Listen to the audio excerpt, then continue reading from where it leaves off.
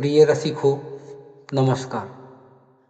माझ्या YouTube channel Kamal कुमारांच्या कवितामध्ये आपले सगळ्यांचे स्वागत आहे. आशा करतो की आपण आनंदी असाल आणि स्वस्थ असाल. आपण जो मला प्रतिसाद देत आहात आणि जे कमेंट्स करत आहात त्याच्यावर मी विचार करून मी एका नवीन विषयावर एक कविता सादर केलेली आहे. काही रसिकांचा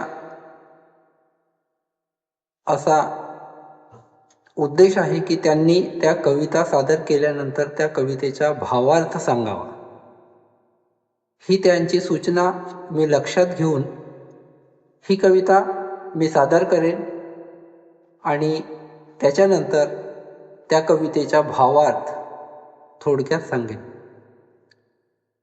कवितेचं शीर्षक आहे मला साथ देशील का. मनी घेऊनी तुझ्या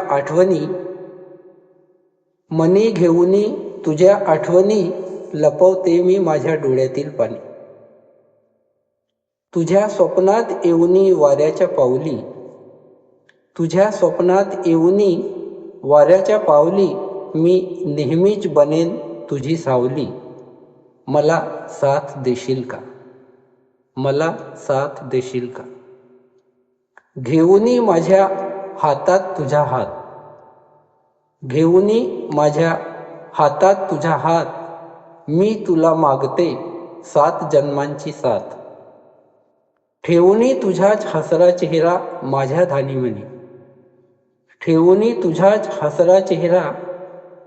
धानीमनी. भगवंताला साक्षी ठेवूनी मी बनली तुझी अर्धांगिनी. मला साथ देशील का. मी अनेक संकटांना सामोरे जाईन. प्रत्येक सुख तुझ्या नशिबात देईन. माझ्या डोळ्यांनी नेहमी तुला आनंदी पाहीन. पाण्याप्रमाणे आनंदाश्रू बनून तुझ्या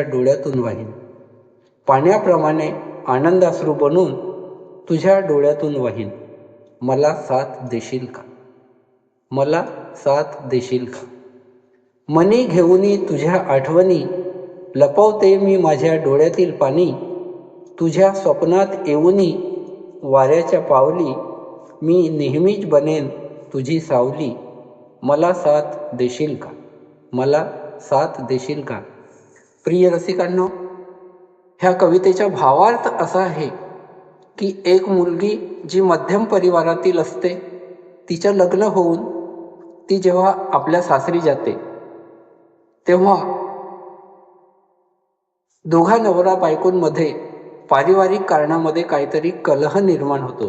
तेव्हा ती मुलगी आपल्या आईवडिलांच्या घरी येते, परंतु त्या मुलीचं आपल्या नवऱ्यावर खूप जास्त प्रेम असते.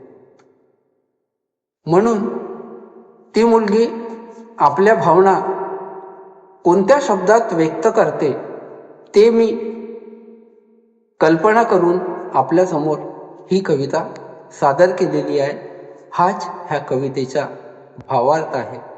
परत एकदा आपल्याला हात जोडून आग्रहाची विनंती करतो की कविता आवडल्यास लाईक करा, शेअर करा आणि सबस्क्राईब करा.